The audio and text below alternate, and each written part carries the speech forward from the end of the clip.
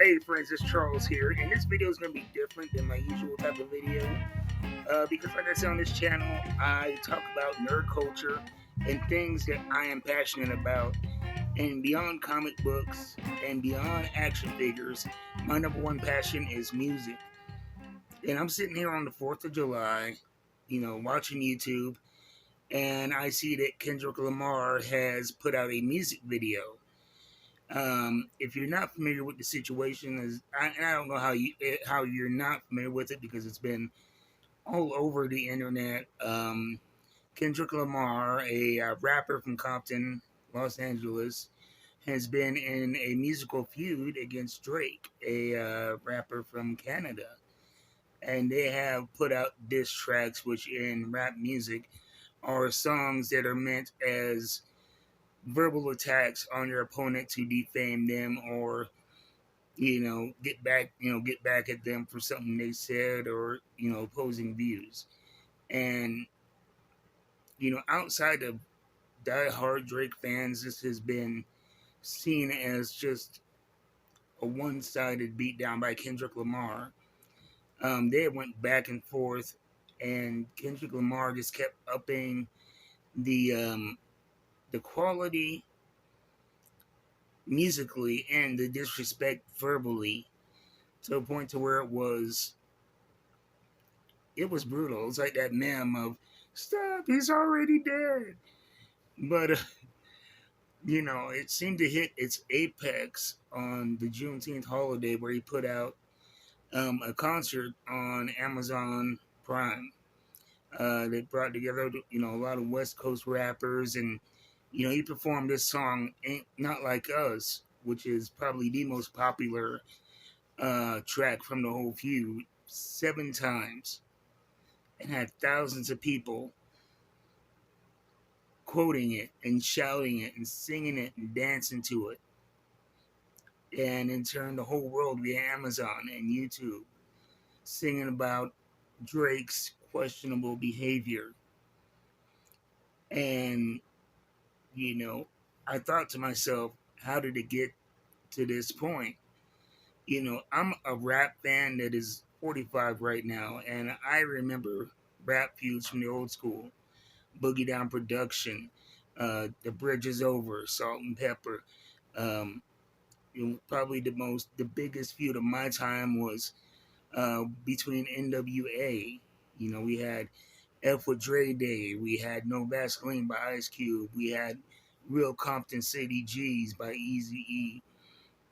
Um, the beef between Ice Cube and Common. But the thing about these feuds are they really didn't hit the mainstream because a lot of these tracks were aimed at the individual, and they were meant for a smaller audience on the inside of what was happening. And what Kendrick did is he took what was usually insider insider knowledge and presented it on a musical platter of pop, hip hop music. Um, Not Like Us is a danceable tune. Dun, dun, dun, dun, right about here.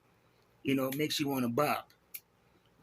You have the subdivisions going on rhythmically, and you have a very simple musical hook. Dun, dun, dun, dun, dun, dun, dun, and that gets you, it's something that you get familiar with, and it's simple yet bright and catchy, and it creates a familiarity, a home, kind of a safe space to get you comfortable, to get you moving.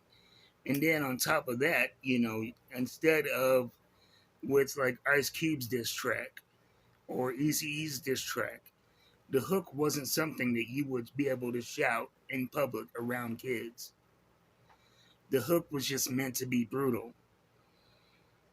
And the thing about Kendrick is anybody, anywhere, they're not like us. They're not like us. They're not like us. It's not obscene. It's not complicated. And you can easily get that chant going with thousands of people. easily it is a pop song. And what he put on top of that dancing, that bouncy rhythm, those fun poppy subdivisions, and that dun, dun, dun, dun, all that comfort, all of that fun, what he put on top of it were some of the most scathing lyrical takedowns that you will ever hear in music, accusing Drake of things that will get this video taken down if I talk about them. But he did it in a danceable way, and you look at what he's done. The lyrics are one thing, and we've heard such disrespect before. You go back to the NWA tunes, with their infighting. There were some brutal lyrical takedowns, but like I said, it wasn't meant for the masses. It wasn't meant for the clubs. It wasn't meant for mass consumption. And where Kendrick Lamar has made history is he took the popular music format and he intentionally made it catchy, poppy, simple, and made sure it could be played anywhere and everywhere. And even if you're not a big fan of the lyrics, that familiarity and that fun, make you want to hear it and go back to it and play it subconsciously.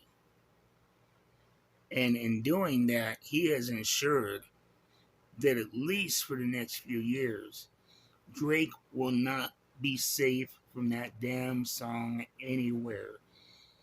And, it's cool to see him using the mechanisms of rhythm, harmony, melody to take what is possibly one of the oldest forms of, rap music, battle rapping.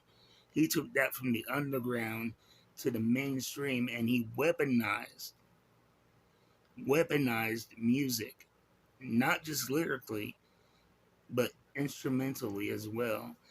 And so while you know it's a catchy song and it's brutal, the real innovation is how much traction it has and how far it is carried on, and the fact that he can perform the song live 7 times in a row to thousands of people,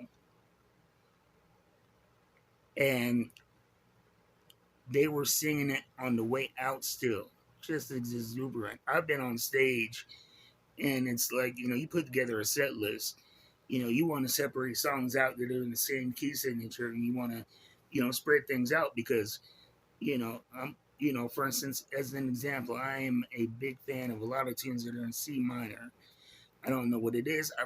I like the jazz from the '60s era, post bop, hard bop, you know, era, and a lot of that stuff was in C minor. Solar, Witch Hunt, Footprints, Sugar. I could go on.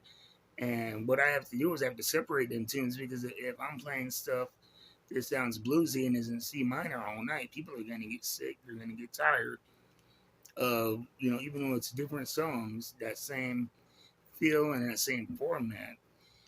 But he played a song 7 times in a row to close out his show, and each time was more, had more fan engagement and dancing and energy.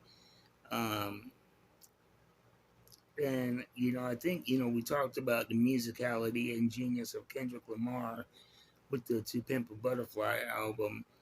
And me personally, I bought the album, I dug it, and I thought that he was a talented rapper with a lot of talented people around him. But with this, I realized like the guy is, you know, musically understands something that a lot of cats don't, and so I give him props for that. And I hope that Drake will be okay getting clowned for the next 3 years because Not Like Us is a masterclass in creating a pop song and a song that is gonna, just be everywhere.